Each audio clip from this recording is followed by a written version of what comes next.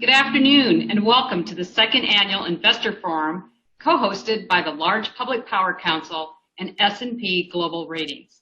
I'm Jackie Sargent, General Manager of Austin Energy and Vice Chair of the Large Public Power Council, or LPPC for short.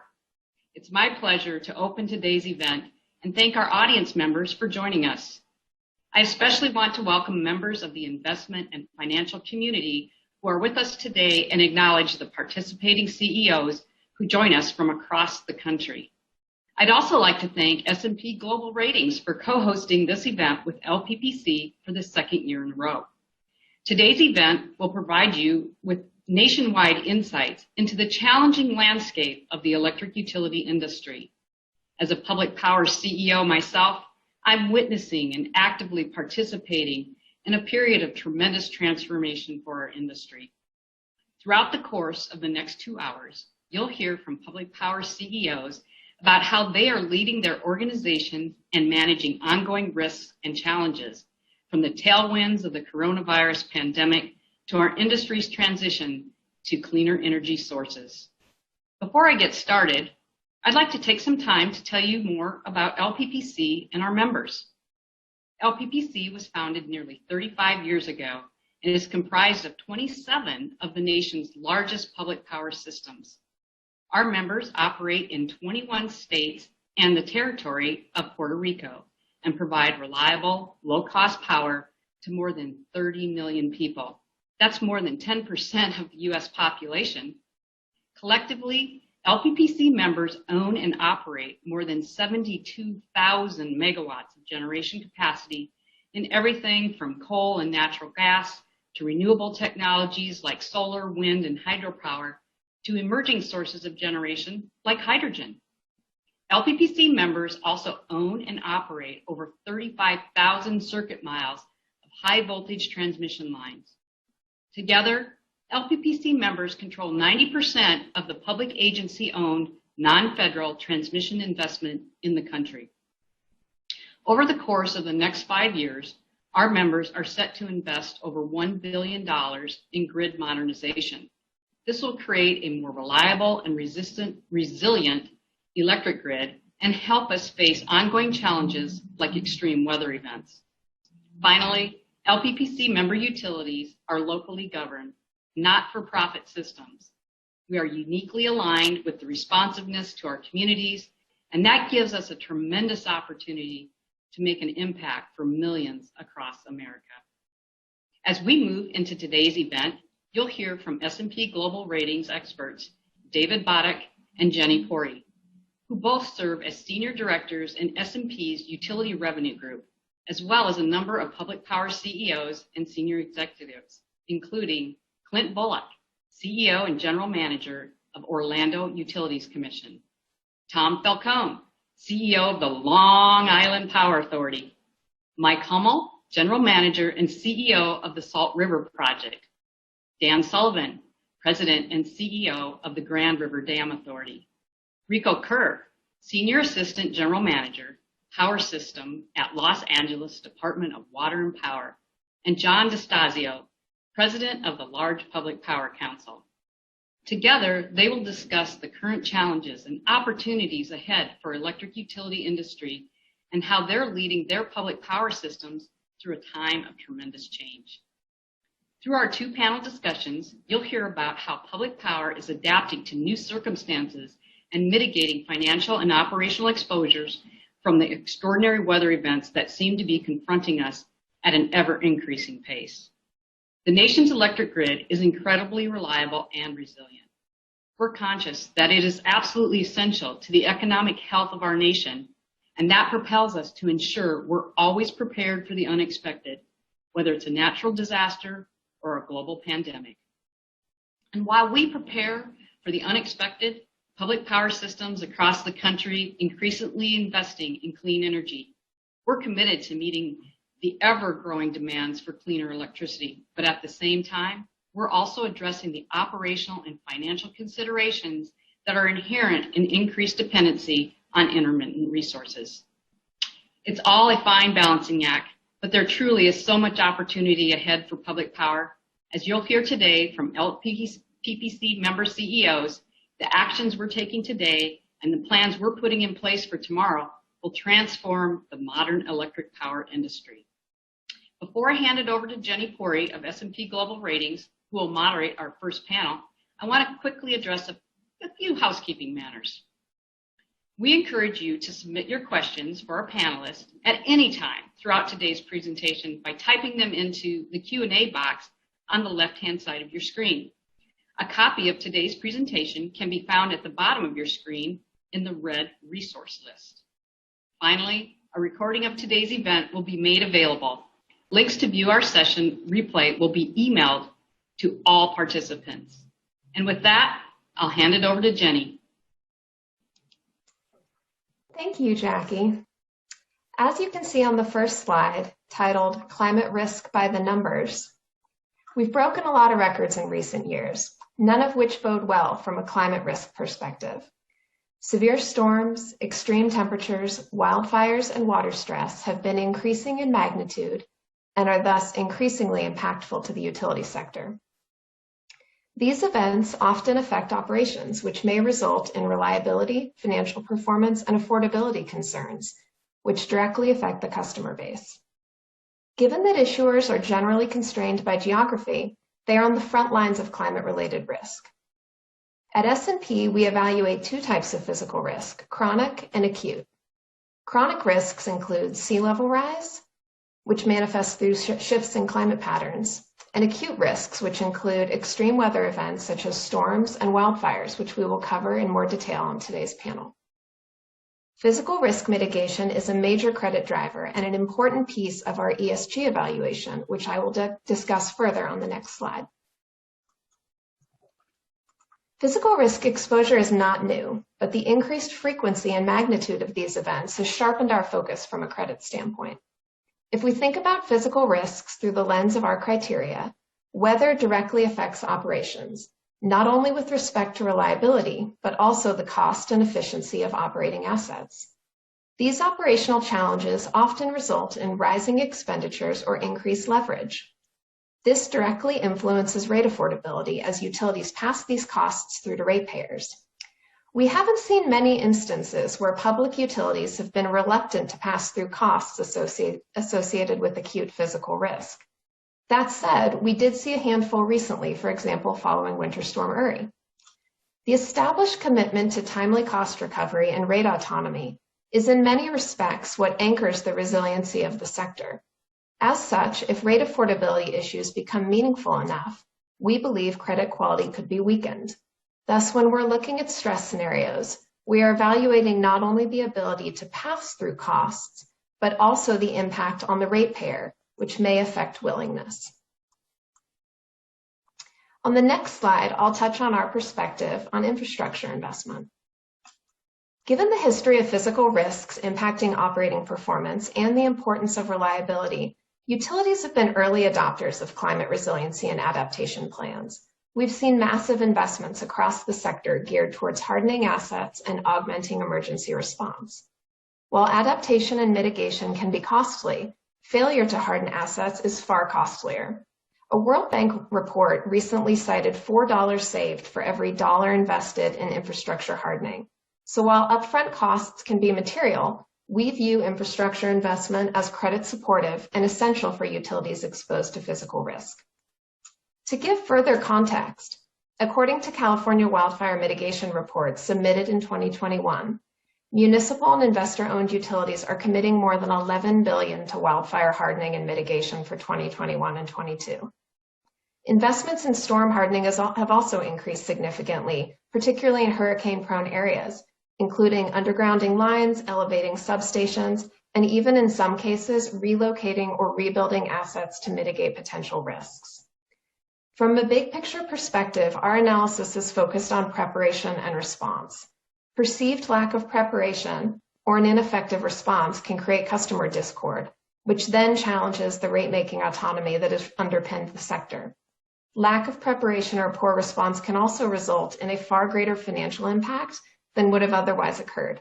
We saw examples of this during Winter Storm Uri and have also seen many examples during wildfire seasons. On the next slide, I'll touch on disclosure and stress testing and how that plays into our credit evaluation.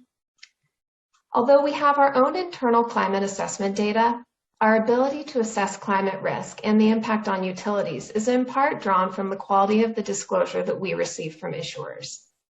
Our climate analytics don't rely on a single model. To some extent, we believe that can create false precision. Rather, we combine climate data with sector and risk-specific information, and then we overlay scenario analysis and issuer information to inform the questions that we ask, and ultimately to help us form our credit view. As such, disclosure of the effects of climate change and actions to mitigate them are crucial inputs into our assessment of management and the overall credit portfolio. Historically, the challenge was that the timeline for climate risks can be significantly outside of an issuer's forecast period, and the outcomes are really uncertain. That said, as we all know, these green swan events are becoming more frequent, and so measuring the outcomes is very important. As such, we're using this enhanced analytical approach to help us better understand the range of outcomes that issuers could potentially face. When issuers can identify their vulnerabilities and provide related data, it really lends credibility to their forecasts. And when there are adaptation plans in place to mitigate these exposures, that's even more supportive to credit quality and ESG outcomes. Next slide, please. In conclusion, issuers have been taking steps to effectively lessen exposure to physical risks. Importantly, most have rate structures in place that allow for supportive cost recovery, which has helped utilities maintain healthy financial margins.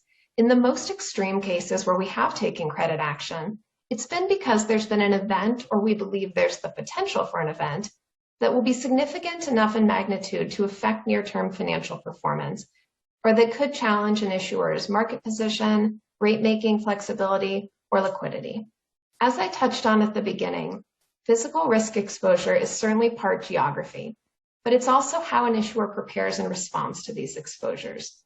Two neighboring issuers with the same exact physical risk exposures can have very different levels of preparation and response, and thus very different credit outcomes. Our first set of panelists will discuss their experiences navigating these physical risks, as well as provide insight into how they are mitigating and responding to them. And finally, what potential financial and operational impacts they may have over the short and longer term.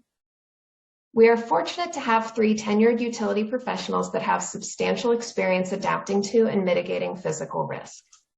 First, Tom Falcone, the CEO for Long Island Power Authority, will share an overview of how increasing storm severity has affected the authority, as well as what steps they are taking with respect to reliability and resiliency.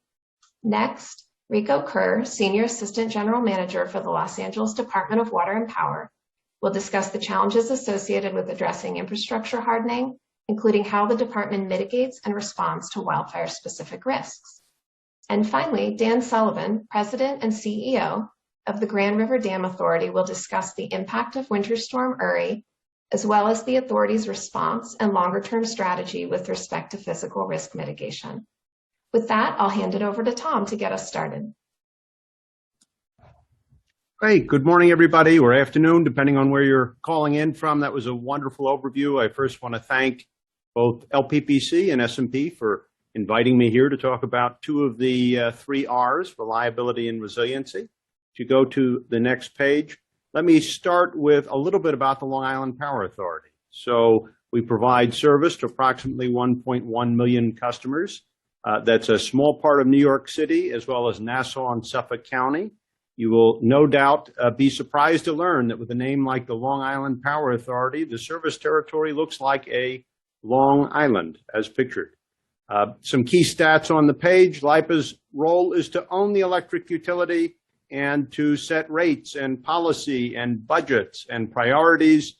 We also contract with PSEG, a neighboring utility, and they provide a lot of day-to-day management services. Let's go to the next page.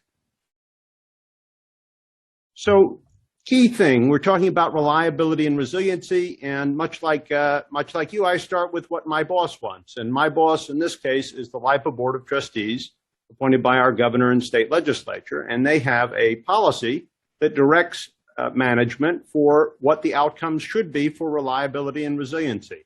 I won't go through all of it, but I'll highlight a couple. They want top decile reliability. and that's nationwide, measured by outages. So that means we're competing against people with just sunshine and palm trees. We've got 4 seasons, and we live on a coast.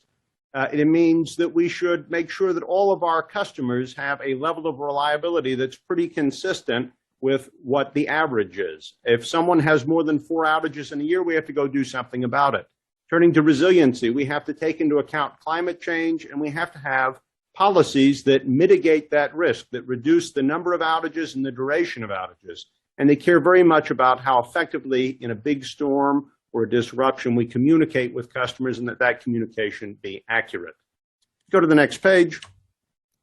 So why does our board care so much about reliability and resiliency? Well, much like Jenny mentioned, we live on an island, a long island jutting into the ocean. Some have called us the barrier island for the state of Connecticut. It is the most beautiful place to live in the world, close to New York City, close to the beach, and also occasionally close to a big storm. So here are 4 storms that have hit Long Island over the last 30 years or so, and they have affected 50 to 90% of our customers. They don't happen every day, but they do happen. And when they happen, they are a major system disruption. They can cause the need to go to 20 to 40,000 locations and fix something that's broken. And that's going to take a lot of time, a lot of resources, a lot of manpower. And so given that, we're very, very focused on reliability and resiliency. If you go to the next page, fortunately on Long Island, not only is it a wonderful place to live, but we also love our families on Long Island. And there is nobody in our family we love more than Uncle Sam. Uncle Sam is just the best uncle, because when a big storm shows up, they show up with their support. No fair weather friend, Uncle Sam. And here's the cost of storms over the last 10 years, big storms and some little storms that are declared weather events. And you can see the cost incurred by LIPA to go and restore, for example, 20 or 40,000 damaged locations. But you can also see that Uncle Sam has been there in those bad days with his checkbook. And we thank him and all of you for your support and for sending those dollars to Long Island.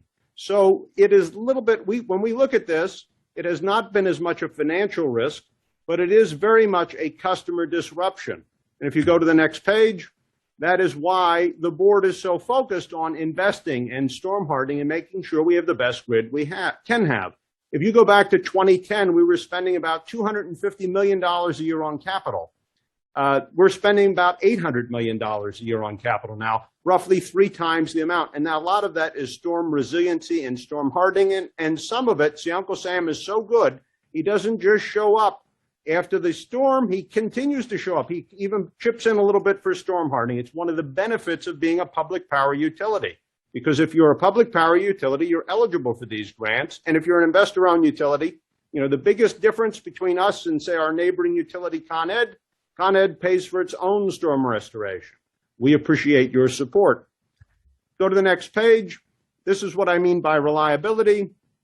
Everyday reliability has benefited tremendously by these investments. Customers with power outages, customers with more than 4 outages a year, flicker interruptions, all are down, and we have very high levels of day-to-day reliability. Next page. But we're also, in fact, probably even more concerned about resiliency when the big storm comes.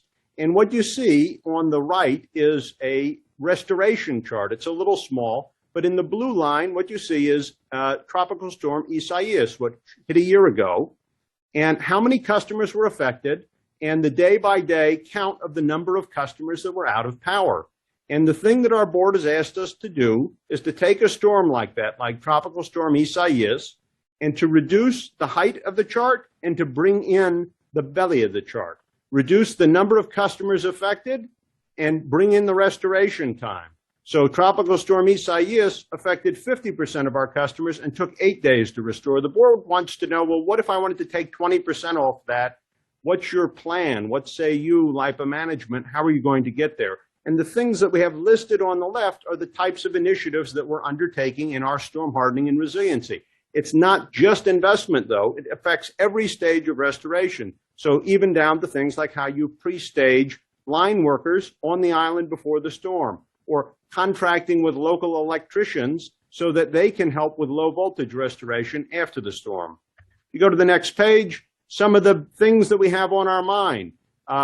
Coming out of Tropical Storm Isaias, we had a $700 million grant after Superstorm Sandy from the federal government for storm hardening. We're pursuing another $300 million grant right now, once again from the federal government. We've gone to our legislature and asked for utility debt securitization authority, and they've granted it to us. And that allows for resiliency investment using these securitization bonds, lowering the cost.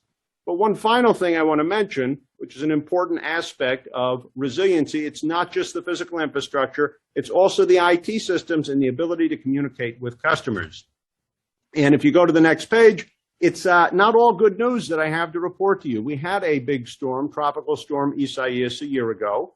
And as I mentioned, we have a service provider, PSEG Long Island, and we paid a lot of money to have good outage management and communication systems. But during that storm, they did not perform in the way that we would have expected, and we've had to deal with that.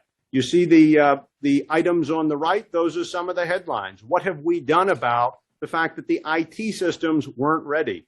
Well, we formed an independent task force to review what were the root causes of those problems. The board has adopted 100 recommendations to be implemented to correct and fix those systems and report on it publicly.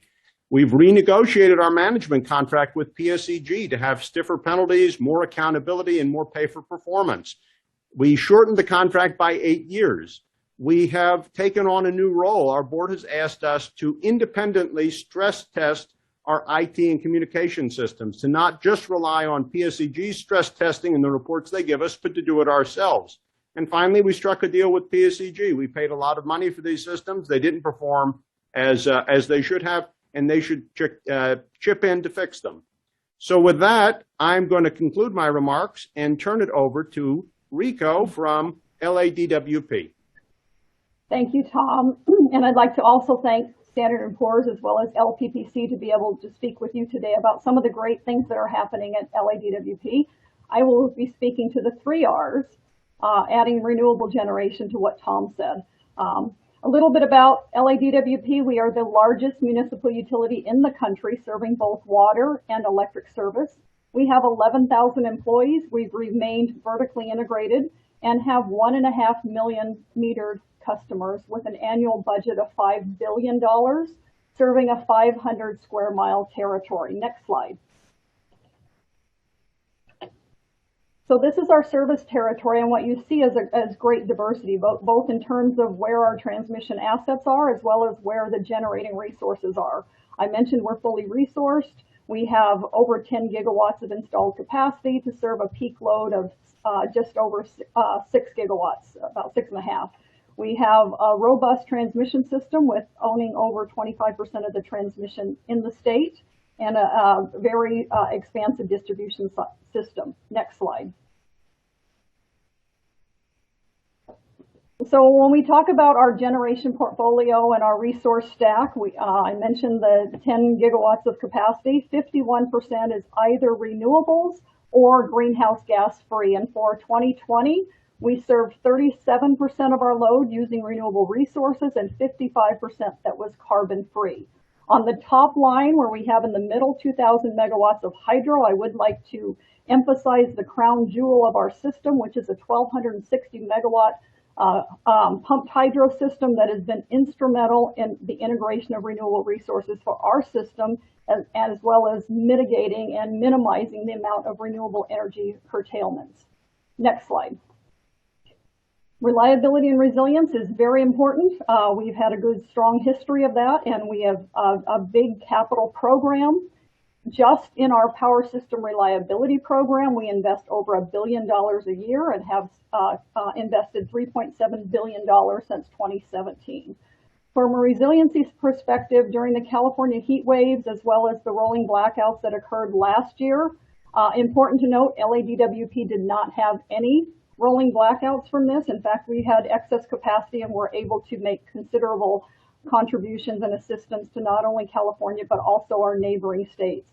When the big storm hit in Texas and the West experienced very high gas prices, our customers had no impact for that because we have a very diverse portfolio and we were able to switch to other resources. So I know the expectation in climate change, more and more extreme weather events. These are certain, we always hear unprecedented, but it's certainly not unforeseen or unexpected. And when we do our modeling, we are very cognizant and pay attention to the expectation and probability of load loss. Next slide.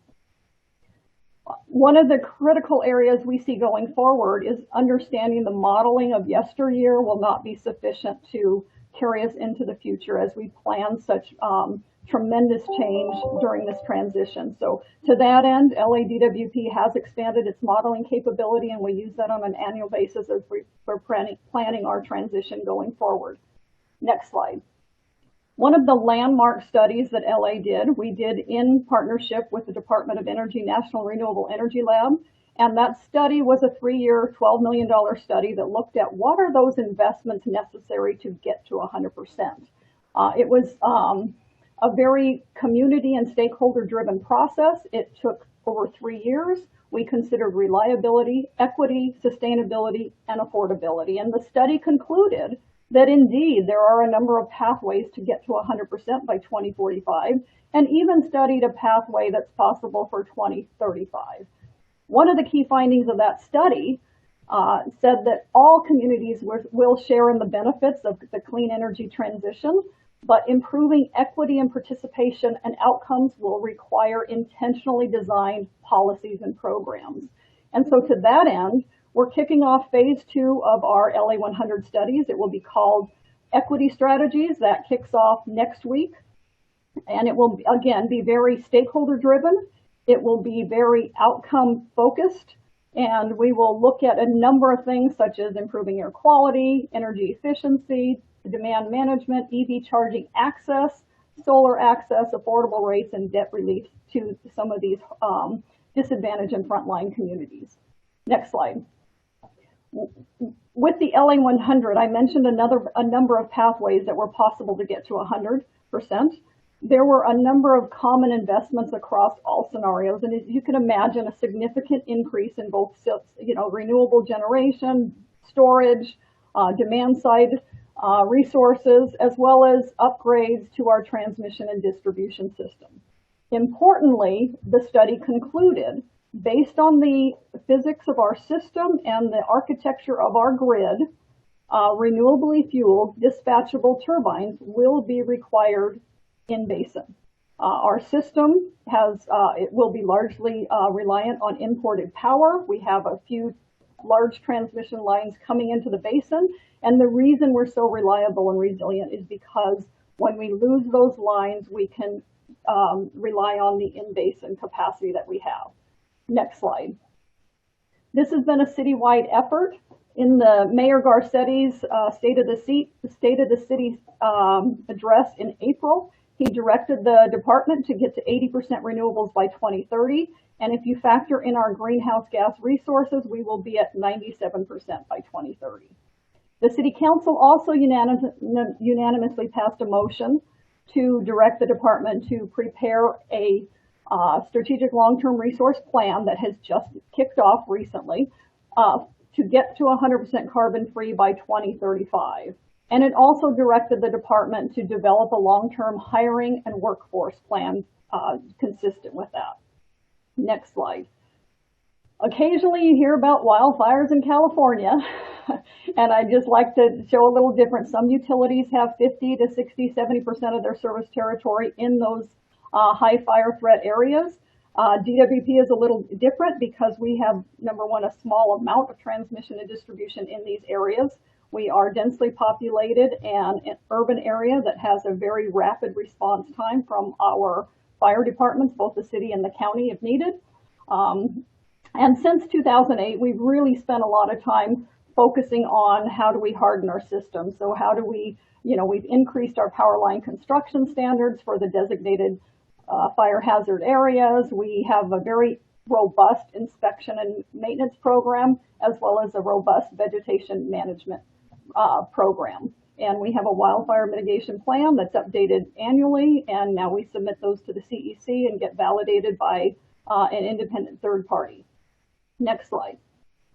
So as we go through this transition, there's a number of things that the department has to keep top of mind like every other utility, and that is modernizing our grid. We know we're going to have a resource portfolio that's different than it is today, so having the right type of resources in the right place is very critical. Equity, some may consider that with affordability, but I look at that very differently. We look at that on our frontline communities, the 47% of our customers in our area that are renters that can't always participate in this transition, and trying to be very intentional to ensure they're not left behind. IT and cybersecurity has been touched upon, same thing, very critical focus. Rate flexibility and the ability to pass through these costs when these events happen. We have a very robust structure now that allows that pass through those costs. Skilled workforce, we know the workforce of the future will likely look different than it does today, and what does that look like and how do we prepare? And importantly, as we make this transition, we ensure that we're not, that we are preserving the resiliency and reliability that our system has always experienced and have benefited our customers. And so with that, I will turn it over to Dan Sullivan, the President and CEO of the Grand River Dam Authority. All right. Thank you, Rico. Good afternoon, everyone. I want to visit with you a little bit about the winter storm that we had through most of the country last February.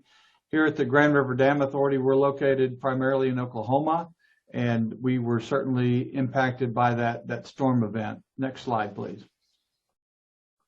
This shows a map of the country. The red hashed area is the footprint of the Southwest Power Pool that we are a member of, and you can see that the entire footprint of that organization was impacted by the storm. The darker blue represents those that were below 0 degrees. The middle blue color was 0 to freezing.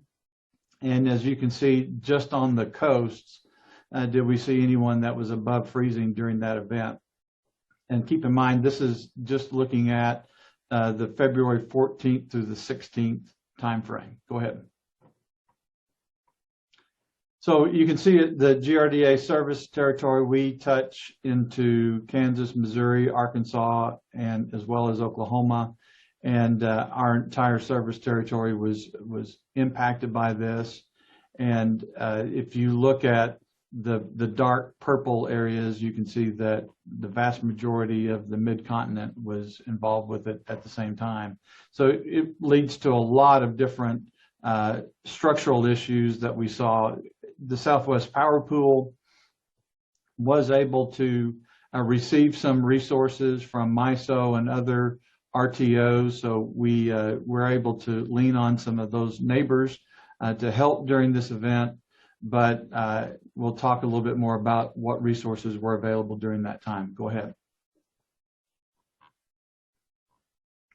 The GRDA portfolio is very diverse. We have coal, we have hydropower, we have 2 traditional hydropower units, and then we also have a pump storage unit, which is unique, at least for this part of the country. We have wind resources, and we also have a combined cycle plant that we own and operate, and one that we have a partial interest ownership in, along with some other utilities. That portfolio is really what helped us get through this event on behalf of our customers because of the limited availability of wind during this time and the challenges that we had associated with getting natural gas resources. We had periods of time, days actually, where we were limited to about 50% capacity on our natural gas units, and that limitation was supply. We didn't have any problems with transportation. It simply was there wasn't enough gas, natural gas, to put into the pipelines for full utilization. Go ahead, please. Some of the challenges that we saw that are a little unique to us, very long, intense freezing conditions. We're not used to those prolonged events. We're accustomed to freezing and freezing temperatures, but not below zero for multiple days at a time. So we had frozen floodgates. We were attempting some flood gate operations to balance some of the pools that we manage. And we literally had frozen floodgates that were inoperable. And so we had to chip some out in order to allow us to move water around to maximize those resources on downstream hydropower plants that we have. Frozen coal piles, we were able to break that up with the large equipment that we used, but just some operational challenges that aren't typical, at least for our part of the country. Go ahead. Some of the drivers, and we've had multiple discussions with Southwest Power Pool and other organizations, and looking at what was part of the problem here. We had generation unavailability. There were some units that were down for some scheduled maintenance. We had lack of fuel supply that brought down that effective availability rate for the natural gas units. Of course, the icing and extreme cold weather related outages. We had a coal unit that was down for a short period of time because of a tube leak, a boiler tube leak, and I think some of those equipment related issues are also related to coal units that aren't running all the time as they are typically designed to do. We had rapid reduction in energy imports. As I mentioned earlier, we had imports from MISO and PJM through MISO into the Southwest Power Pool, and those were reduced because of their own needs, and transmission congestion also contributed to that because we were moving power in non-traditional paths and non-traditional ways that created other transmission-related issues. Tightening supplies, of course, caused some of that reduction. And then just the extreme weather led to higher than normal wintertime utilization. Typically, we're a summer peaking utility and summer peaking area. During that period of time, natural gas is not competing with natural gas being used for home heating. And so those peak times don't have the push for resources in the summertime that they do now in the wintertime, with home heating being a large consumer of natural gas. Go ahead. And this is GRDA numbers year over year, looking at our February 20 versus February 21. You can see our gas generation was virtually the same. The big difference was our coal. We just did not have much wind, particularly during this specific event, and that skews the numbers a little bit because we had such high utilization and high demand. But the previous year we didn't have any coal usage in February.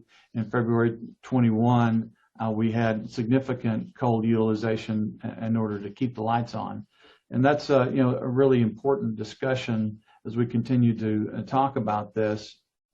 In looking at the SPP resources, there's about nearly 40 gigawatts of wind that's available in the SPP footprint, and during this event, about 4 gigawatts was actually accessible and utilized. So, those resources just weren't there. They were consistent with the planning and the forecasts, but they were still much lower than normal. And, oftentimes people talk about the utilization of batteries. We have a large battery. That's our pump storage that I mentioned earlier. The problem with that is it works well the first time, but during an energy emergency that we found ourselves in, we could not add additional load to the system to recharge the battery during this event. So it's kind of a one and done situation there.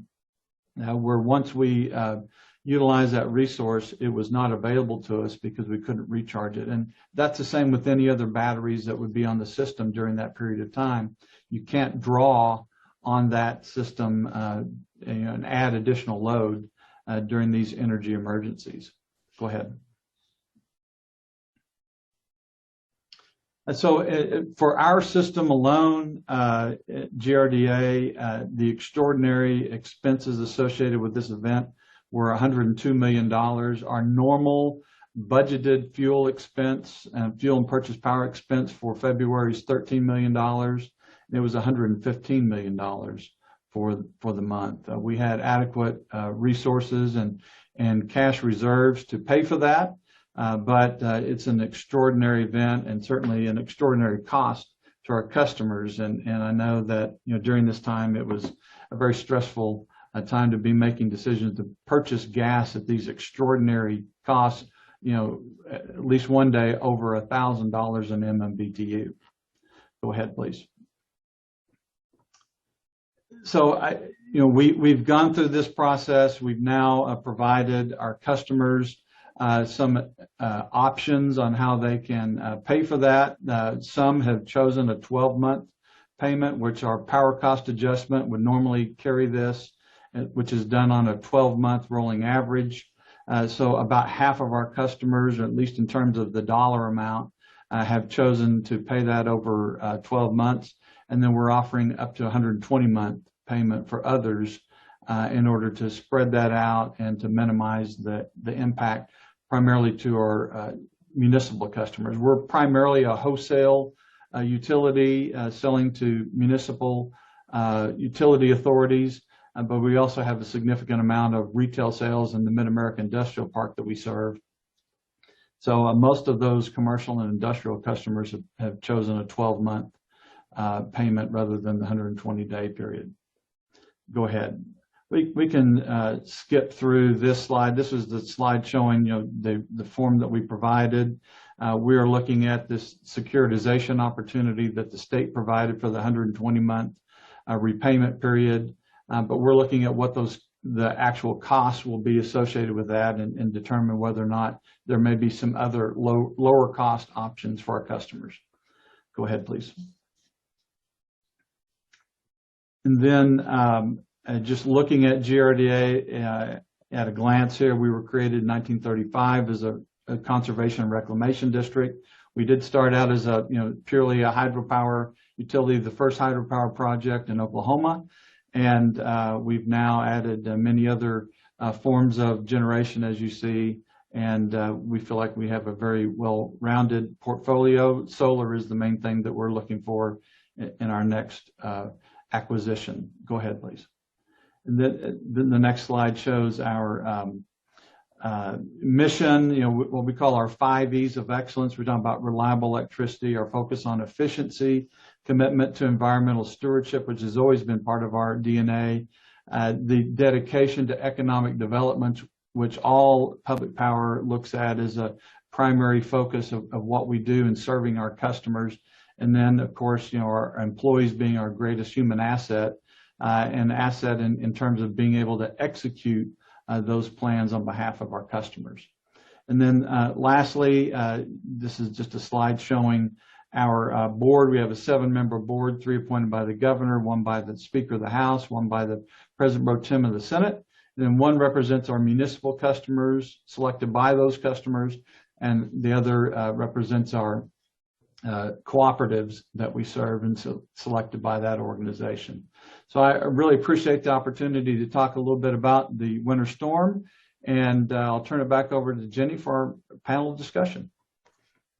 Hey, thanks so much, Dan. So now we have an opportunity for the audience to send forward any questions that you might have for our panelists. Can be on the related climate change topic or anything that they've covered in today's presentation.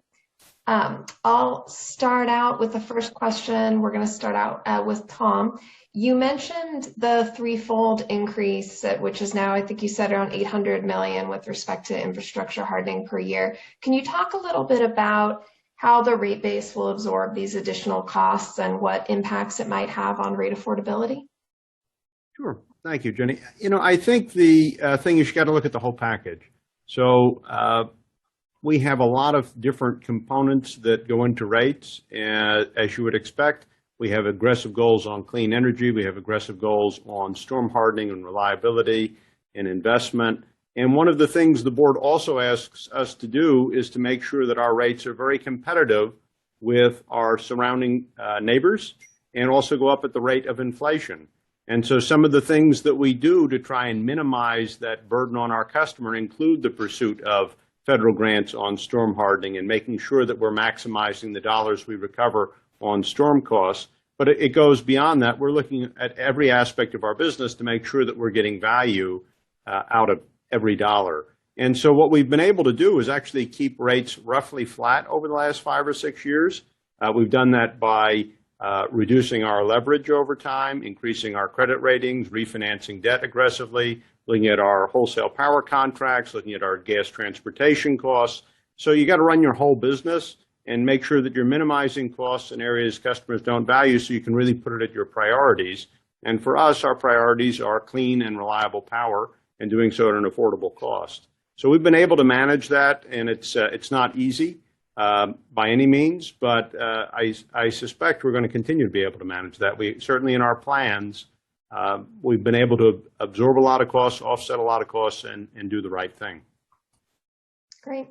Thanks, Tom. I think we'll pivot back to Reiko for a second on wildfire mitigation. So you outlined a lot of great goals with respect to achieving ultimately resilience with wildfire exposure.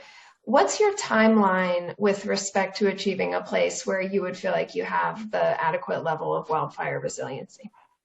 So I think we do have adequate level of wildfire resiliency. Like I mentioned, we have a very small percentage of our service territory that are in these areas. We have the robust power system reliability program, and part of that includes hardening the system within those specific areas.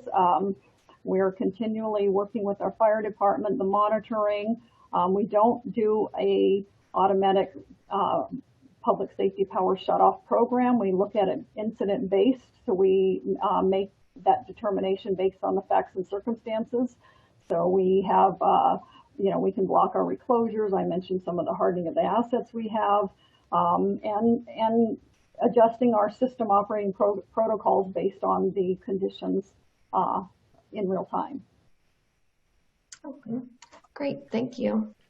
And along the infrastructure and rate affordability line, Dan, can you talk a little bit about, given the effects of Winter Storm Uri on generation and transmission operations, along with the prices of electricity and fuel commodities, what actions can insulate financial and operational performance from recurrences of such events? And how will that affect the affordability from a retail rate standpoint, and even, as you mentioned in your presentation, indirectly maintaining economic development in the area?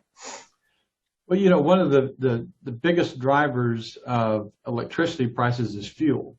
And during this event, we had this huge spike. I mean, we were, before the event paying about $3 an MMBTU for natural gas, and during the event it went as high as a little over 1,000. So when you see that kind of a swing, that obviously impacts electricity prices in the market. We were made whole in terms of our fuel purchases, but we still had to purchase the power, on behalf of our customers in the SPP market. So that's what, really was the big cost driver for us. The scarcity of natural gas, created a real problem for us. And, that's primarily a weatherization issue on the production side of natural gas. So, we had, hedging in place. We had our transportation, as I mentioned earlier, the natural gas transportation wasn't a problem, but there were force majeure notices coming left and right from everyone. And so what, we've really focused on is adding additional counterparties to our natural gas purchasing, really concentrating our focus and efforts on our hedging policies, both financial and physical, to that November through March timeframe, and really just trying to make sure that we have multiple ways of accessing fuel that we hope will help lessen the cost of any other event like this in the future. Great. That sounds like a really comprehensive approach. Tom, you touched on the federal, Uncle Sam, the federal government. We also, from a credit agency standpoint, have seen FEMA as a real safety net in these physical risk type situations. Can you talk about your perspective on whether you foresee any changes to FEMA policies, guidelines, or perhaps the way they're doing business with governments that have more exposure, utilities that have more exposure to physical risk? The one thing about Uncle Sam, they're a great partner, and we're very, we love Uncle Sam, we love FEMA. The money isn't free, though. There's an awful lot of paperwork to file, and you have to make sure that you've procured things in the right way and your documentation is right. So it's a real area of focus. When you really can't complain when someone's showing up, like I said, they're not a fair weather friend. When they're showing up at the times you need them, you really can't complain. So I just look at that as a cost of doing business. We spend a lot of time making sure that we've procured goods and services in the right way, that the documentation is in the right form, and whatever minor rule changes they want to make, we're happy to do that. It's not, I don't see it as a major driver. As I showed on that page, we've had about $1.1 billion of significant storm costs over the last decade, and they showed up with about $1 billion. So we've got no complaints on whatever they want to change. Great, that's very encouraging. The next question that's come in has to do with hydro variability. Reiko, is with respect to hydro variability and the Western droughts, do you think that hydropower will remain a reliable source of power over the long term? That's a good question. We are counting on it. We are working to become water independent and have our internal water source within the basin. But as I mentioned before, that's why it's so important that you model these things going forward. We know that right now it's an extremely resilient system because we have 4 different in-basin power plants. And as we look to transition that to a renewable fueled dispatchable energy source, that it'll be important that we understand how our pumped hydro fits into that we may have some reduction from some of our smaller hydro units that also feed our system. So it is important that we have that robust resource portfolio that's very diverse, and we know that it'll be will remain vertically integrated and maintain that generation to provide that diversity. Great, thank you. So the next question that we have, I think it'd be great for each of you to provide an answer to. So the question is, has your utility conducted an independent climate vulnerability study to prepare for the impacts of climate change? Why or why not? Sure, I'm happy to go first. So we've done a few things in the past. Back around 7 years ago, we looked at all of our substations and looked at what, if any, would be at risk given rising sea levels, and given we are kind of at sea level here on Long Island. So we've done that, and we've actually raised and hardened those substations. We have an aggressive ongoing storm hardening program, and I mentioned the next phase of that. So we have a resiliency program. One of the things we're doing right now, though, and Con Ed really started this, they did a climate vulnerability assessment, and they published that maybe about a year or 18 months ago. We're in the middle of an integrated resource plan, and we'll also be releasing a comprehensive climate vulnerability study in about a year. To be frank, don't expect big changes out of that assessment, but I do think it's a worthy thing to do. But in terms of our strategy of hardening the grid and the types of things that we're doing, I don't know that it will significantly change the types of activities that we're undertaking, but we thought it was good to quantify the risk. Great. So I'll go next. Oh. Great, thank you. So like Tom mentioned, we have a strategic long-term plan that we update every year, and we look at very different stress tests. We also focus on resiliency. One of the challenges is there are reliability metrics in the industry that are very well known, but there aren't the same resiliency measures to understand changing resource mix, the changing, what could happen if you lose a water source, to the prior question, or the gas, or a transmission line. We know For instance, one of the wildfires we had in 2016, we know we lost a transmission line that took 40 days to reconductor, and that line went right down to South LA, where some of our most vulnerable community members live. And had we not had that robust in-basin portfolio of resources, then that area would have been left in the dark, so to speak. So it's really important, to the point I talked about modeling, that we understand all the different areas that can impact resiliency, whether it's gas, whether it's water, whether it's communication, whether it's cybersecurity.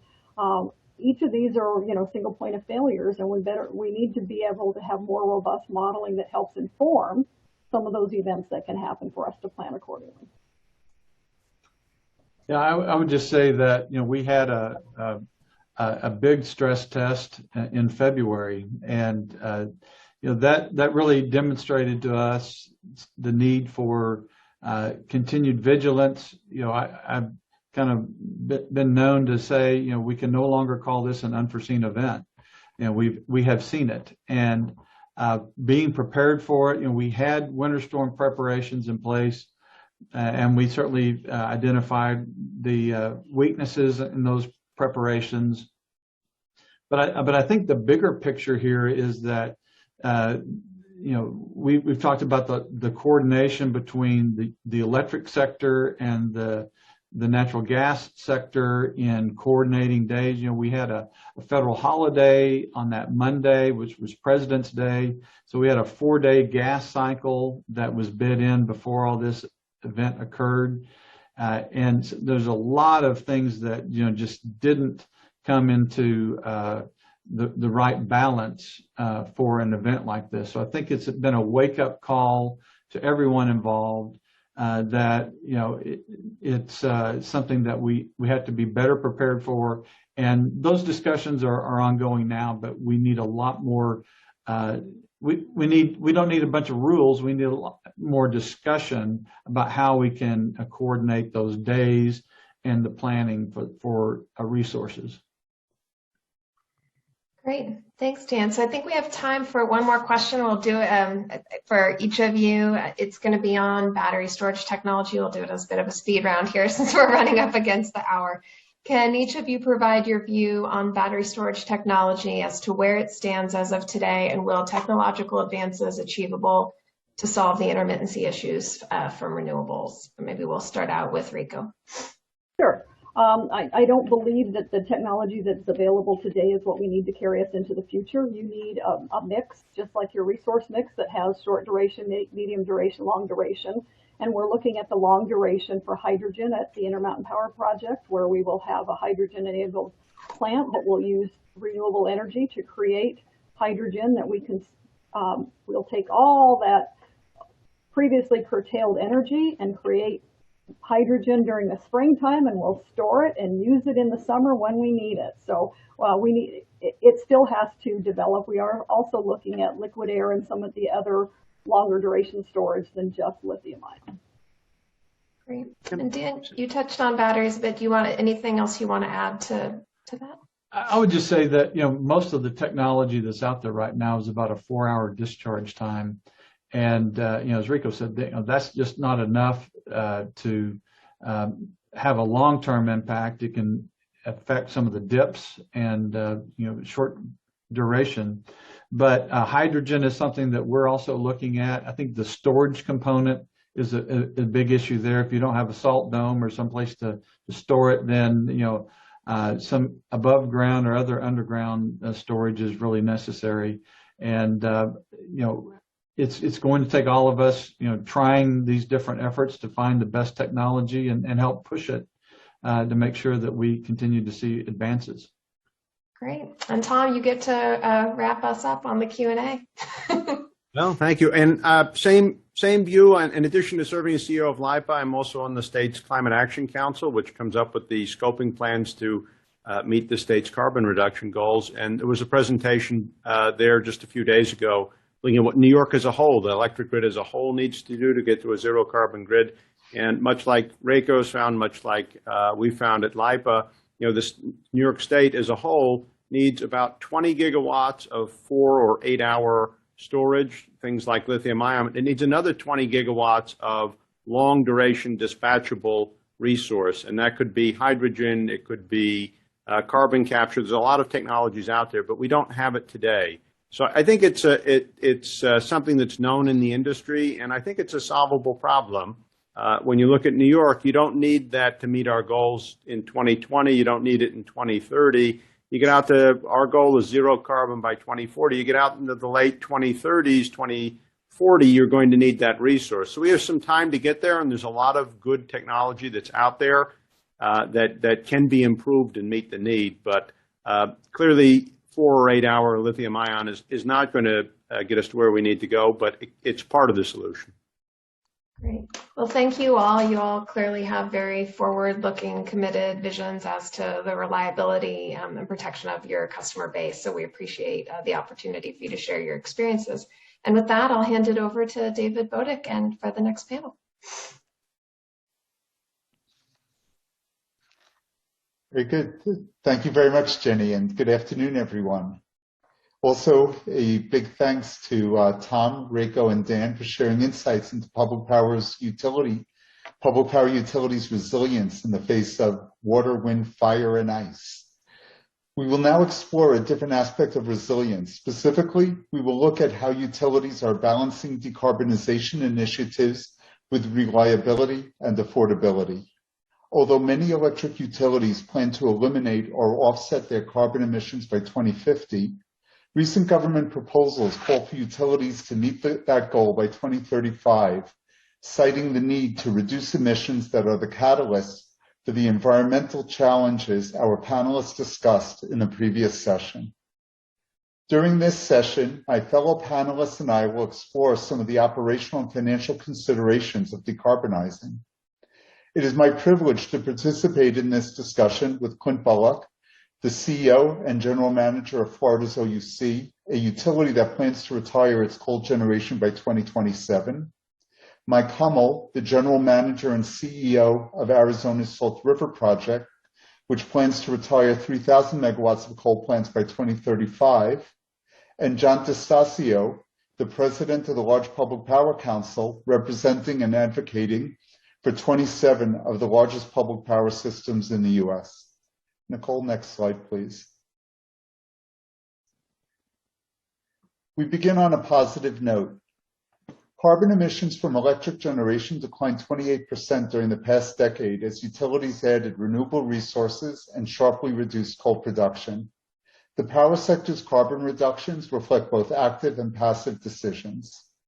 Next slide, please. To advance environmental stewardship, many electric utilities directly and indirectly committed to renewable resources and retired coal assets. Although many coal retirements were by design, other retirements were a function of circumstances because low natural gas prices have been challenging coal's historical dominance. Against the backdrop of significant carbon emissions reductions, coal and natural gas still account for 60% of U.S. electricity production, suggesting that electric utilities have their work cut out for them if they are to decarbonize on an accelerated schedule. Next slide, please.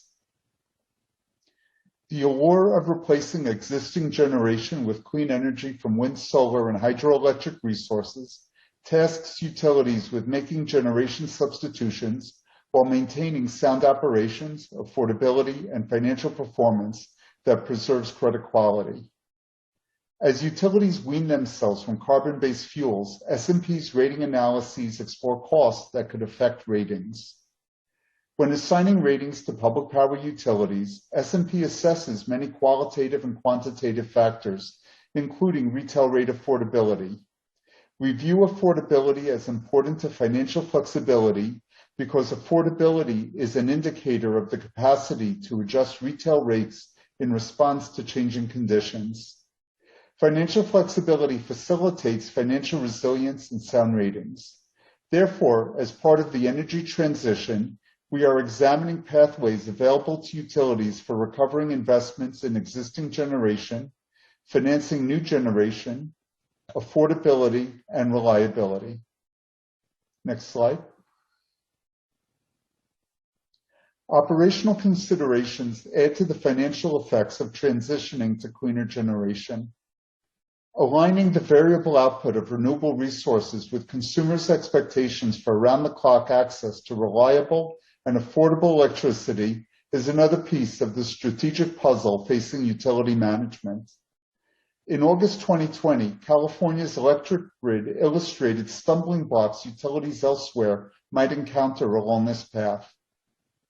During a late summer heat wave, California's grid operator instituted rolling blackouts to shed load because of supply shortages during solar panels' dormant hours. In recent years, at the same time that renewable resource additions were flourishing in California, utilities and merchant generators were retiring gas-fired resources to reduce their carbon footprints. The convergence of intermittent resource additions and the retirement of dispatchable resources contributed to the August 2020 supply shortages and blackouts. And, once again, this past summer, the California ISO urged residents to conserve energy to compensate for grid limitations. We believe that customer ire in the wake of power outages can be a barrier to financial flexibility. Next slide, please. Peak production at solar and wind facilities does not necessarily coincide with consumers' peak electricity consumption, which creates a need for significant storage capabilities that can shift surplus energy production to hours with generation deficiencies. The number of U.S. battery storage installations continues to grow, particularly as states mandate storage investments. In 2020, battery storage climbed to nearly 1,700 megawatts, representing a 35% increase over 2019. Yet batteries still provide only a modest percentage of firming needs. Expectations of more clean but intermittent resources could exacerbate this mismatch. The takeaway is that we at S&P are watching how the utility industry operationally and financially tackles the question of mitigating intermittency. We believe that initiatives calling for the electrification of homes, businesses, and vehicles will likely add to pressure on the grid and the need for reliability. Next slide, please. Our storage discussion brings us back to rate affordability and the related financial flexibility that is fundamental to S&P's public power ratings. The cost of battery installations continues to decline. However, the National Renewable Energy Laboratory projects that even with further declines, the per kilowatt-hour cost of electricity sourced from battery storage will still be measured in hundreds of dollars per kilowatt-hour for years to come when considering the recovery of capital costs. Stored energy's cost projections at hundreds of dollars per kilowatt-hour greatly eclipse the cost of electricity from conventional resources, which are measured in cents per kilowatt-hour. Blending costly batteries with more economical renewable resources can help dilute but not offset batteries' high costs. Inflationary pressures on key components of existing battery technology could add to the storage hurdles. As electric utilities compete with electric vehicle manufacturers for finite battery resources, they could add to the inflationary pressures along the path to eliminating power sector carbon emissions. Just the same, inflationary cost pressures on battery components might be the catalyst for developing alternative storage technologies. Next slide, please.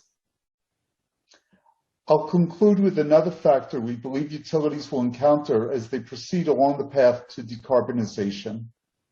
Renewable resources require far more land per megawatt of production capacity than do conventional resources.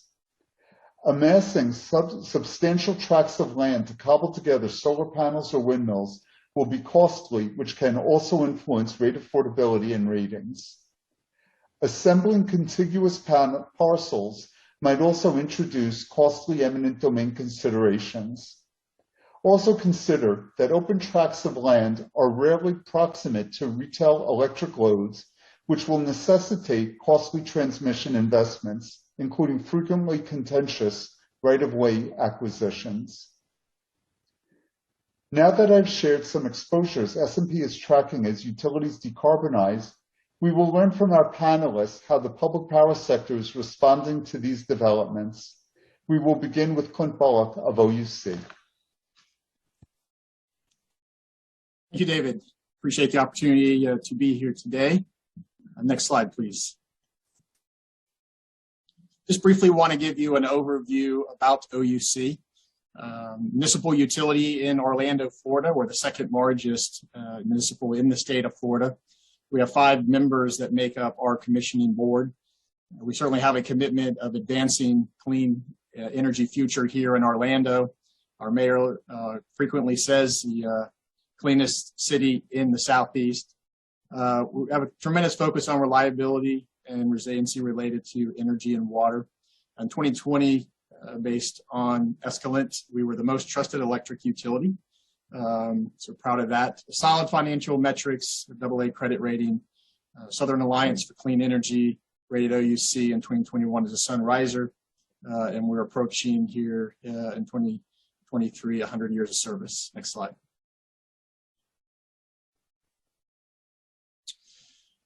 So the last couple of years has been significant planning for OUC. We've been in the strategic planning mode. And one of the key elements that have come out of that I want to share is our North Star, which is the net zero CO2 emissions by 2050. And then specifically, we have interim goals of reducing by 50% our CO2 emissions by the year 2030 and 75% by the year 2040. As a part of that strategic plan, we've made significant investments, and really the areas of focus here is on solar power, energy storage, electrification, and energy efficiency. So those are primary focus for OUC as we look at everything centered around net zero CO2 emission reduction. Next slide. The other part of our planning was we completed an electric IRP process, and it was the most intense electric IRP process that we've been through. And I say that because we had significant engagement from the community, which was really important. We did surveys. We asked about the 4 main attributes of reliability, resiliency, sustainability, and affordability. And reliability is still the #1 attribute that our customers want us to focus on. But some of the outcomes of the electric IRP I want to highlight. For OUC, we will reduce coal in our portfolio by 2025 and eliminate it by the year 2027. We'll continue to make significant acceleration on solar and energy storage. Leveraging future technologies is really going to be important. We see a lot of advancement in our industry, a lot of opportunities for new technology and advancement. And then on the rate side, we still want to make sure we maintain competitive rates and add value for our customers. Next slide. So the result of that, if you look on the left, you'll see where we currently are from a capacity standpoint and the portfolio mix that we have in 2020. And when you look to 2030, you can see the types of changes that we are going to be going through and transitioning through part of our bridge strategy. And so, as I mentioned earlier, there'll be no coal by actually 2027. A significant jump on solar for OUC. Investment in energy storage, and we feel like with this plan, we will achieve and actually be lower than 50%, higher than 50% CO2 emission reductions by this goal. But it is important to maintain affordability. Next slide. I think one thing I want to share is from a regional standpoint, it is important that we keep regionalization in these types of discussions that we're all having. And so in Florida, you can see in the middle, that is our primary source of renewable, is solar. From an economic and technology feasibility standpoint, there's no wind or offshore wind. The wind profiles are not there. There's no hydroelectric, no geothermal. There is some biomass and some landfill, but it's really in limited amounts. And so our focus is solar, and that is our opportunity. Next slide. But it certainly comes with some challenges, and I think this slide really highlights. And so I know that, the state of Florida is generally branded as the Sunshine State, but we do have clouds, and studies have shown on average 277 days are cloudy or partly cloudy. And you can see by looking at this graph, when you look at intermittency and cloudiness, you can see the state of Florida is moderately high to high as far as variability. And so that impacts the ultimate, maximizing the solar on our system. I'll show you a couple examples. Next slide. So this slide just takes, summertime, and the red circles show our peak, and the brown area shows the output from PV generation. So the bottom line is it doesn't always match up from a summer standpoint, and so it's not coincident with peak. And so that certainly is a challenge related to intermittency. And we are also challenged with multi-day cloud cover. Next slide. So this next slide shows you on the right, you can see that this is actual data from 2 solar farms that are approximately 22 miles away. Again, on the right, you see 3 consecutive days, and the gray load profile shows you the typical output from these solar farms. And you can see the 2 different colors are showing multiple cloudy days, about a half of what the normal output is. Then the graph on the right is really just these 2 different farms and the different colors. And what you can see, again, 22 miles away, if you look at the graph in the middle, you can see the output from the one in the blue versus the one in the orange. And so that just shows the instantaneous variability that we deal with solar, and something we have to continue to focus on. Next slide. So as we look at a variety of strategies of how to reduce CO2 emissions, we recognize that solar batteries are important, whether it's rebate programs or working with our commercial customers. We have community solar that we offer, rooftop solar that we partner with. Also for residential, we have utility scale. We've even had a couple floating solar that we've been testing here in the state of Florida to try to leverage some of the waterways. So those are some of the things that we're doing. Next slide. This next slide really just focuses on a nanogrid that we are doing at our emerging technology facility. As a part of that, we're looking at hydrogen from an energy storage standpoint. We want to make sure to be open and potentially diversify from an energy storage standpoint. Peaker units, we feel like are an important strategy, at least in the short term from a bridge standpoint. We recently purchased 3 peaker units. We feel like that's going to be essential to ride us through the intermittency that we have. We have weather station studies that we are doing to try to, again, get in front of it from an operations standpoint. Next slide. From a rate standpoint, this is an output of our electric IRP, and you can see on the left, 19 through 21, we've kept our rates flat. I think from an industry standpoint, we generally move, less than inflation, but these types of changes will put some additional cost on our rates, and we're saying on average, based on the standard plan versus meeting our CO2 emissions goal, we're looking at about a 1% adder on our rates on an annual basis. Next slide. So in closing, for OUC, we talk about adapt, connect, and transform. It's going to be important that we continue to change as we move forward, open to new technologies, partnering, with our customers. And in this region, we're going to have to really focus on solar and energy storage. So thank you for the opportunity. And I want to introduce next Mike Hummel, the General Manager and CEO of SRP. Mike? Thank you, Clint. Good afternoon, everybody. Let me thank the folks that are watching, as well as the other panelists and S&P for hosting this event again with LPPC. Hopefully next time we get to actually do it in person. Next slide, please. Oh, no, we're okay right there. I want to start by telling you just a little bit about SRP and what we do. We have a unique history. We were founded by Arizonans who use their land as collateral to build a dam to secure reliable water supply for the community. So for more than a century, our primary mission has been to help our community grow and to thrive, and we've done that, and we're helping to bring a stronger future for Arizona by doing that. We now serve, over 100 years later, we now serve over 1 million customers. We have almost 8,000 megawatts of generation capacity at our disposal, and we deliver just under 1 million acre-feet of water each year as well to the greater Phoenix area. We're proud of the mission that we share with the rest of public power, and that's to make both our customers and our communities successful. Next slide, please.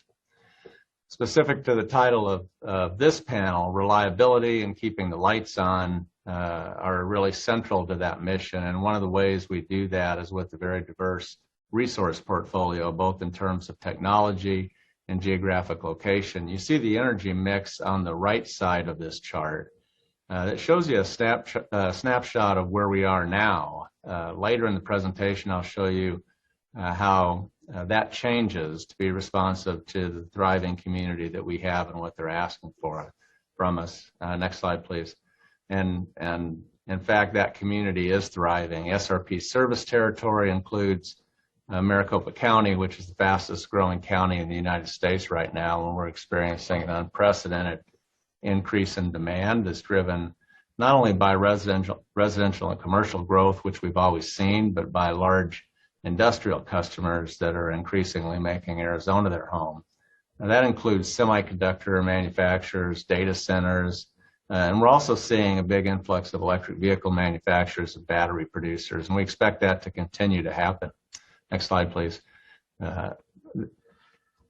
This is just a quick look at SRP's near-term load forecast based on what I think is the likely residential and commercial growth, as well as the industrial growth that we're seeing in our territory. You can see that not only are loads growing, in fact, I think it's about 1,200 additional megawatts in just the next 4 years, but you can see the change in our forecast from one year to the next as economic development trends in the western United States begin to change. And as that continues to change, I think we'll see even more of a market change in our forecast. Growth certainty and increase is a high-grade problem to have. We're glad to be in that environment. But it does require us to be a little extra diligent in looking at what our resource options are and those options that allow growth while continuing to maintain reliability to our customers and continue to move us toward a reduced carbon future. Similar to all the utilities we've heard from today, SRP has established an aggressive plan to decarbonize our resource portfolio. Ours is really an all of the above strategy like we've heard so much of in the other panel. It includes retiring coal plants, adding renewable resources, implementing customer programs to reduce demand, integrating energy storage, and maximizing the use of zero carbon nuclear resources. Let's keep that slide up there. Our goal is, as you can see on the chart, is to reduce our carbon intensity by 65% by 2035 and 90% by 2050. You'll notice those goals are in intensity rather than mass. That really accounts for the significant growth that we're seeing. And in order to keep up with that growth as well as decarbonize, intensity gives us a better look at that goal.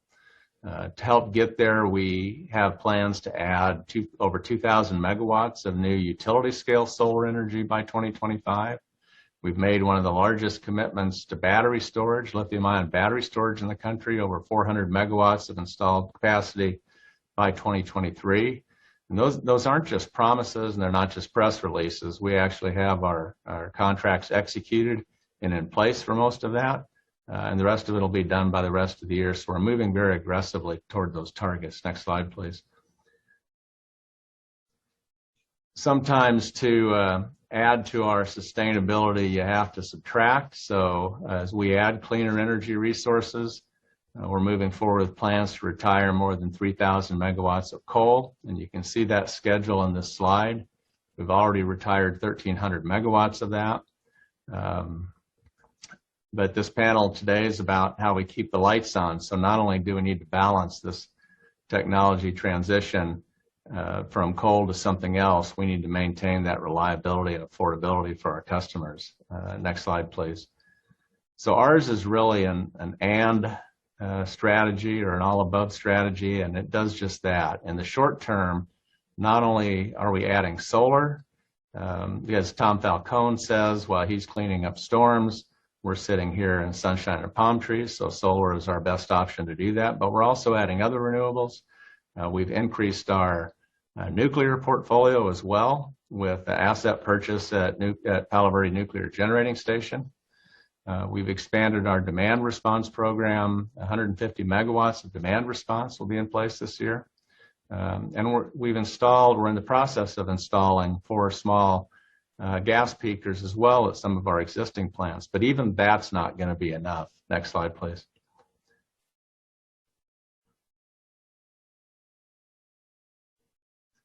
So we need to add firm capacity in addition to those small peakers to help meet that. We've recently announced plans to add 16 additional fast ramping aeroderivative turbines that'll add 820 megawatts of capacity.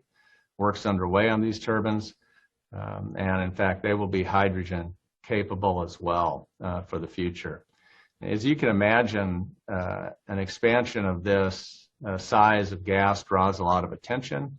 It's certainly counterintuitive that you need to add fossil fuel in order to decrease your carbon commitment, but in fact that's true. And by adding very low capacity factor, quick start aeroderivative turbines, we're able to actually add more renewables to our system and be able to reduce our carbon commitment even further. So this is really a critical step, I think, in creating a reliability backbone for our customers while we pursue our other goals, intuitive or not. Next slide, please. And that last point, I think, is illustrated here. Even with the addition of natural gas capacity, SRP's carbon-free energy mix increases over time from about 30% where it is now to 45% in 2025 and over 80% in 2035. And during all of this, obviously, we keep the lights on for you. Reliability is the North Star for all of our discussions about our reliability plans, and maintaining affordability and sustainability during that process is where our focus is. So next slide, please. Let me just close by saying that SRP, like the rest of the industry we're all in, is in the middle of this technology transition. We're moving from a fossil inertia-based system to a carbon-free inverter-based system, and it's a system that's going to engage our customers more than ever. As much as we all want to race to the end of that transition, it would be imprudent to do that before the technology has demonstrated its capabilities on a larger and larger scale. We have to make some aspirational choices, like adding large amounts of solar, large amounts of battery, exploring hydrogen, but we also have to make practical and proven choices during that transition that facilitate a thoughtful and a responsible change. We can't race to the end of the transition and leave our customers behind from either a cost or a reliability perspective. So with that, thank you very much for the opportunity to be on the panel. I look forward to the discussion. I now have the pleasure of turning the presentation back over to John DeStasio.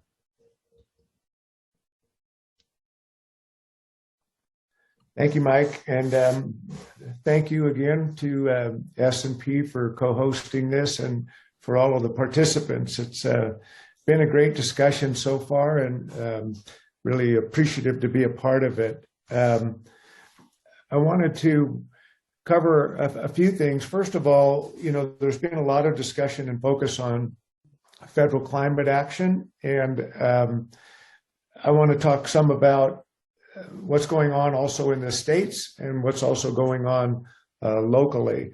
I think that public power, obviously, given the fact that we're very focused on local governance and what's going on in our states and regions, that's an important aspect of how we address the transition to clean energy and also decarbonization.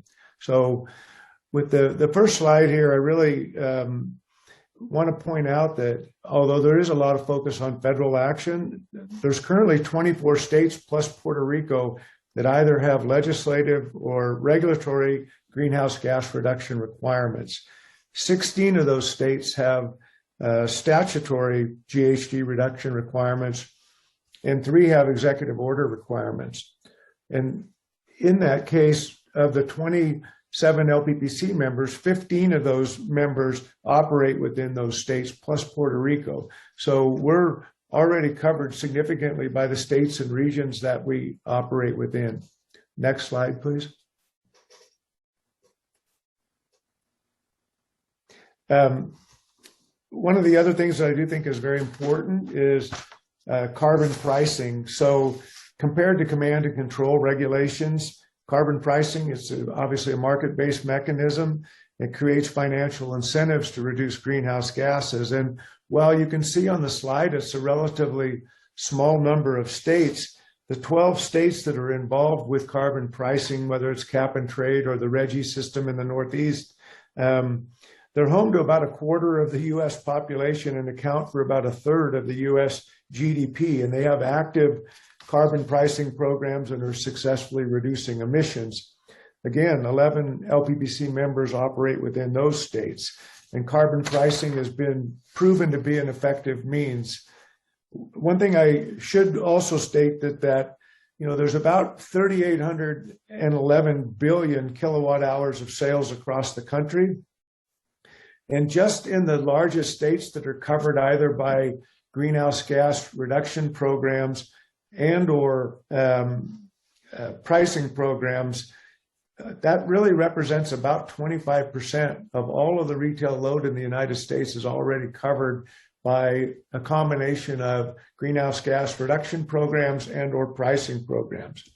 And just as a reminder, public power nationally serves about 16% of the load compared to 57% for investor-owned utilities and 12% for co-ops. So in the aggregate, state programs are already offering a significant contribution to the decarbonization.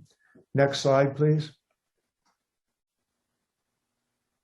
So the other means to an end, if you will, or the tool that's most commonly used for decarbonization are either renewable portfolio standards and or clean energy standards or some other type of clean energy programs that contribute to carbon reduction. So in this case, there's 29 states and the District of Columbia that have require a certain percentage of a utility's electricity come from renewable energy. Clean energy standards have been adopted by 7 states requiring electric utilities to deliver a certain amount of electricity from renewable or clean energy sources. Many also have low carbon fuel standards to deal with the transportation sector. When you look at all of these policies that are in service of greenhouse gas reduction, again, it creates significant action towards climate on an aggregated basis. And I would also say that there's a lot of complexity relative to state versus federal authority, relative to resource choices, infrastructure siting, energy rate regulation. So I think those are significant. And I would only also say that David mentioned a growing focus on energy density and land use. And as renewables proliferate, that is something that we're beginning to see is the concerns about siting and the significant amounts of land use. So now let's turn to the LPPC members real quickly. Next slide. So LPPC, we have about 14 members that are already publicly on the record, plus many other utilities that have interim targets that aren't shown on this timeline. But you can see from 2030 to 2050, we have 14 different LPPC members, many focused on carbon free, but as Mike Hummel said, some are focused on intensity, some are focused on mass, and some are focused on net zero. Measuring net versus mass versus intensity becomes increasingly important to ensure reliability and account for systems that are growing. As wide-scale transportation electrification occurs, obviously measuring net societal reductions and intensity is going to become very critical for our sector. Next slide.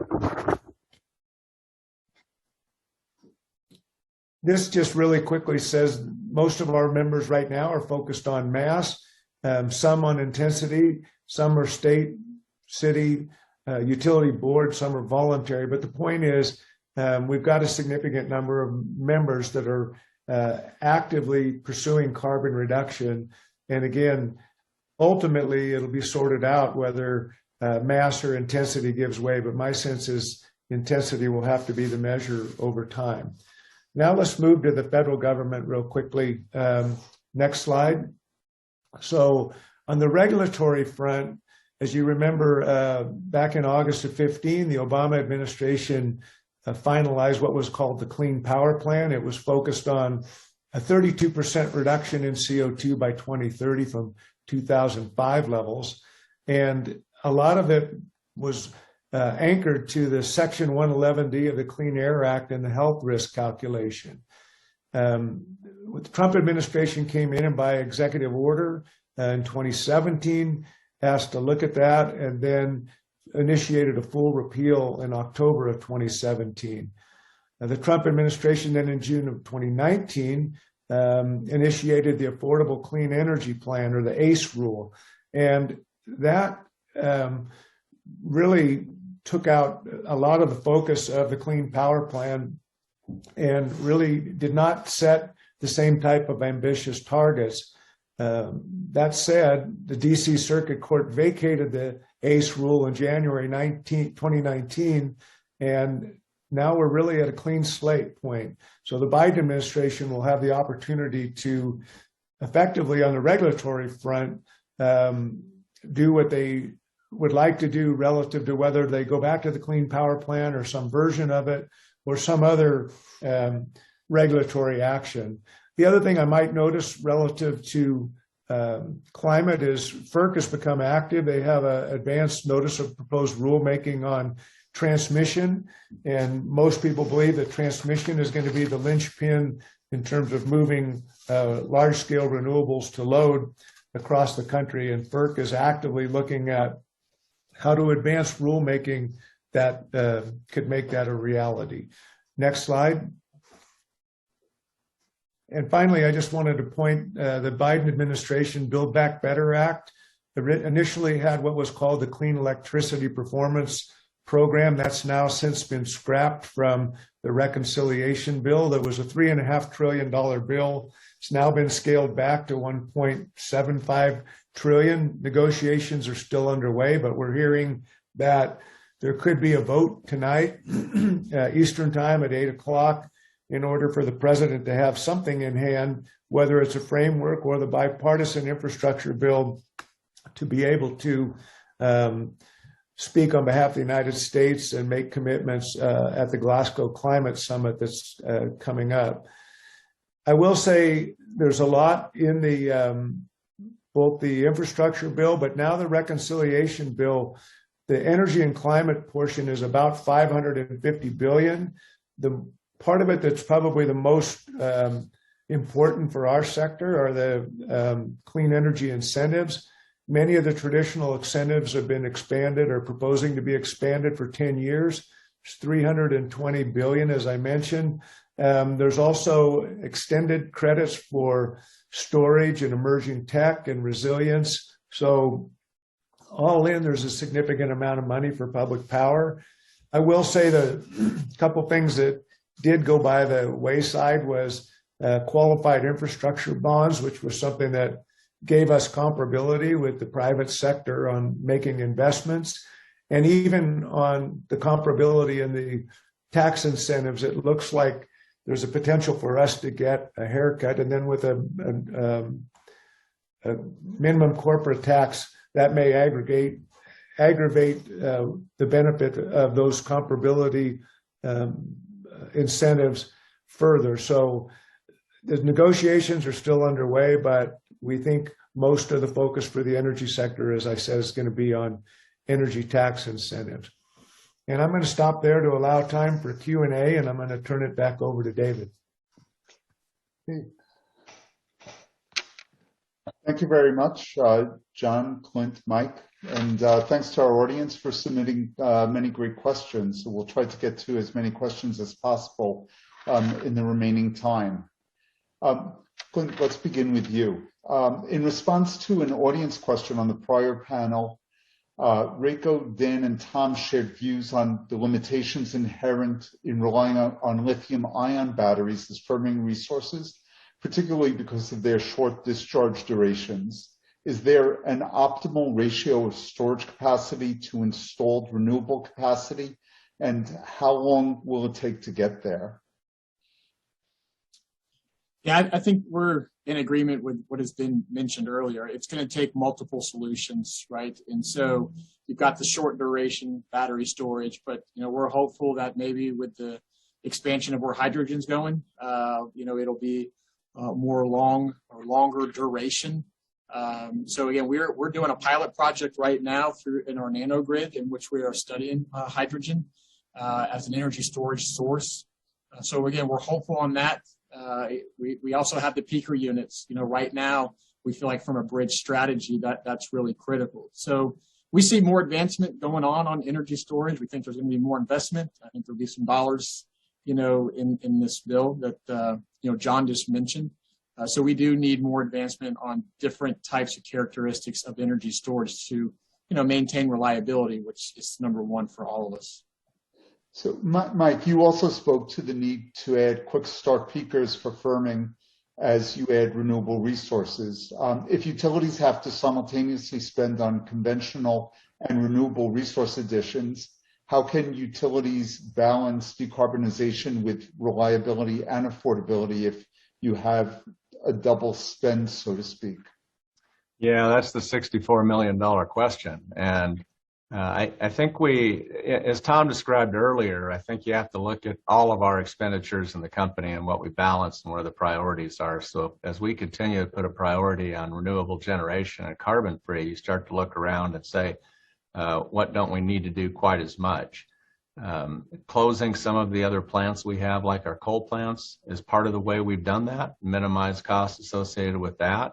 Obviously, when you look at variable costs of running a coal plant versus a solar plant, there are differences to that. So there are some benefits with the resource, some cost benefits with the resource changes we've made. We used to have to make a decision as utilities and as customers whether we wanted clean energy or whether we wanted affordable energy.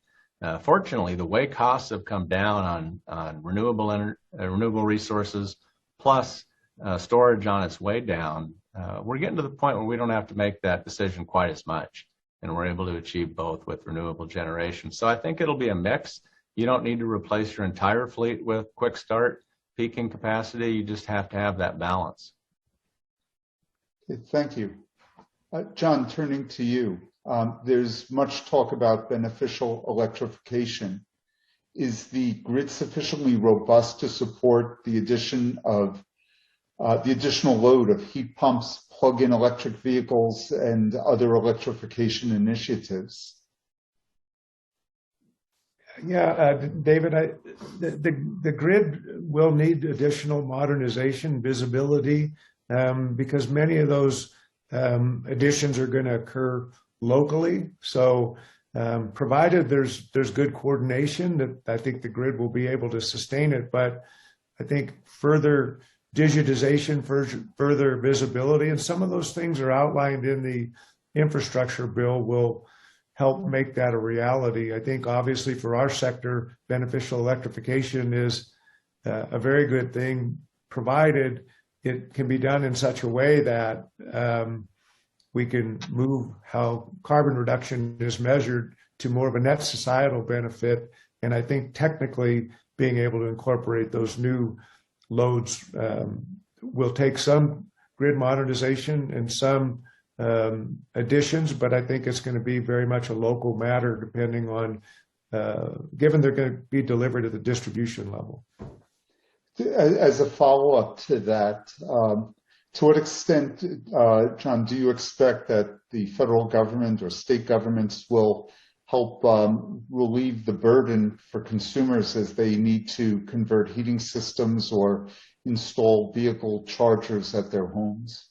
Yeah, I think certainly on the vehicle chargers, there's a big focus on that. There's been an effort by the Biden administration to add some 500,000 chargers across the country, maybe not necessarily at homes, but things to support fast charging and corridor charging, workplace charging. So I do think there will be a significant contribution by the federal government to support the desire to get a much more robust electric vehicle network relative to other types of devices changing out other equipment. I would view that to be more of a state and local matter, depending on what those types of options that exist now and where they're trying to go. Okay. Going back to Mike and Clint, again, focusing on the firming capacity of the peaker units or the quick start units. Over the long term, can you transition those units to hydrogen as you make these investments? Is there an eye on their adaptability to hydrogen, and how long before one gets there where hydrogen-based fuel is a reality? Well, I'll start. Absolutely, we looked at, for all of our new peaking capacity we're putting in, whether it was going to be hydrogen capable and whether you could blend hydrogen with natural gas, and made the decision to go with the technology we did because it would support it. Clearly, there are some real issues with hydrogen that have to be solved before it becomes a main part of our fuel source, and that's generation of hydrogen, transportation, and storage. And all of those have to be part of that solution. I think we all have high hopes for it as we get into the 2030 timeframe. It's probably not a technology that we're going to see in bulk over the next few years, but I'm hopeful in the latter part of this decade we start to see it. Clint, any additional thoughts?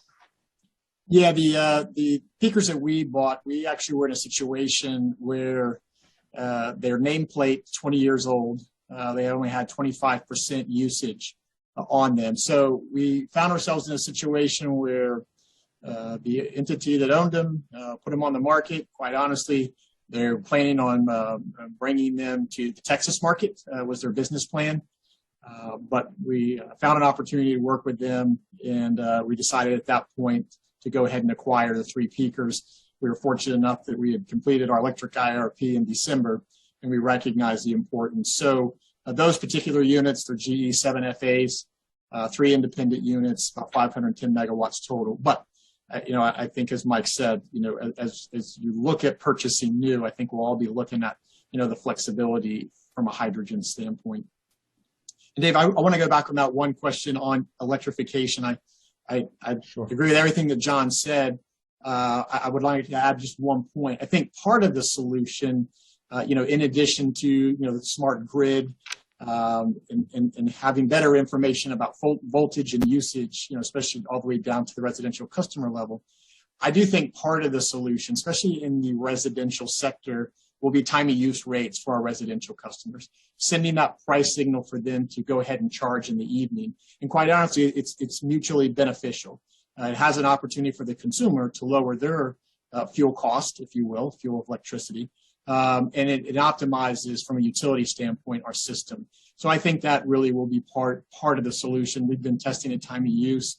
I would like to envision a day where time of use will be the standard rate in our residential sector, but I do think price signals will help related to that issue of electrification, especially at the residential level. And then going back to you, Mike, during your opening remarks, you had spoken about a focus on carbon intensity versus carbon mass. If I understood correctly, essentially your carbon intensity gets diluted as your load grows over time. Given some of the initiatives that are coming out of DC and out of states, is that focus a long-term focus that's tenable? Well, I think if we see federal legislation that requires reductions based on either mass or percent of renewables, clearly we'll need to change that, and we can do that. The point that we try to make during this discussion about legislation and regulation is that if you're in an area that's a very fast-growing area, it's much more difficult to reduce mass than if your load's stable or declining. Because not only do you have to replace existing resources, but you also have to add new resources and then new firming capacity at the same time. So the measure for a fast-growing area might be different than a measure for a slow-growing or negative load growth area. But clearly, as we see federal or state legislation that changes that, we'll certainly adapt to that. So one of the themes in each of your presentations and your responses and some of the presenters earlier today is that all of this really comes down to a great extent to a timing issue. And we've seen some very ambitious proposals coming out of Washington in terms of the timing. And we've spoken extensively today about the intermittency issues. One of the audience members is asking, what are public power utilities doing to educate policymakers on the interplay between the intermittency issues and their policy initiatives? John, as the LPPC representative, can you speak to that? Yeah, I think we spend a lot of time on that. One of the things I will say is that the National Renewable Energy Lab had done a study some years ago that determined that you could achieve 80% emissions reduction without the addition of new technologies and do so by 2050. And so that was the focus. And then when things moved to 2035, there's still a lot of modeling to understand how to maintain reliability. Some of that is happening with the National Electric Reliability Organization, NERC. Some of it is happening with FERC. Some of it's happening at DOE. But the point is that we're certainly understanding and aware of the goal and making every effort to proceed, but we're also trying to proceed carefully to ensure that we don't have a reliability or a cost issue. New technologies will have to be part of the mix, and that's what we're trying to educate people. It is very much a timing issue. Okay, thank you. With that, I want to thank the panelists, Clint, Mike, and John, and I'll now turn the stage over to Dan Sullivan for some closing remarks.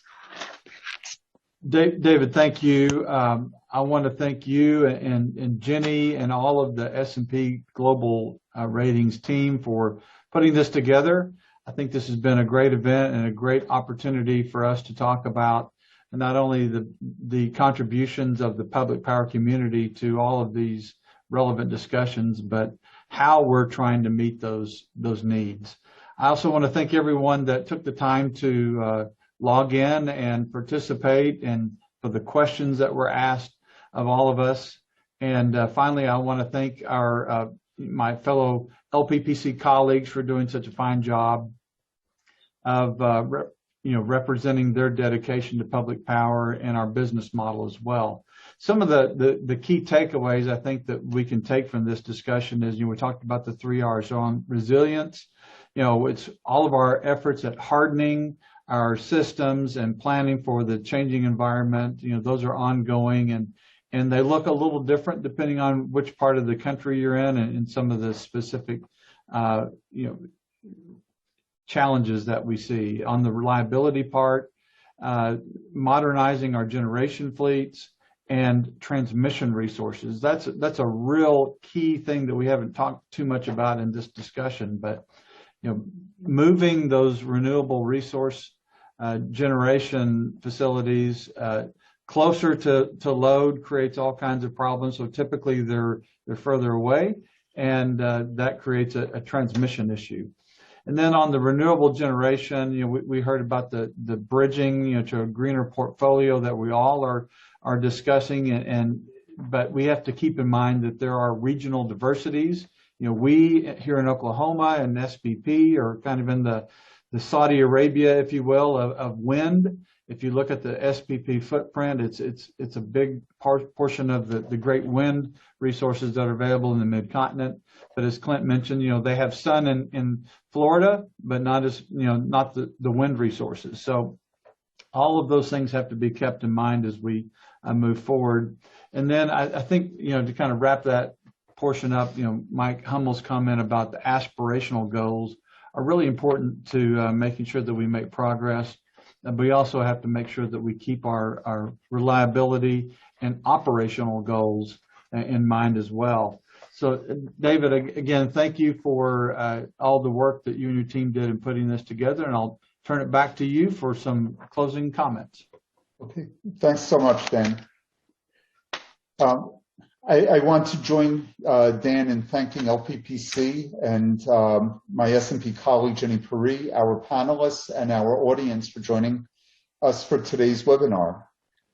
Today's content, as Dan described, provided us with insights into the strategic responses public power utilities are pursuing as they address challenges attributable to natural disasters, climate change, and emissions reduction directives that seek to slow the pace of climate change.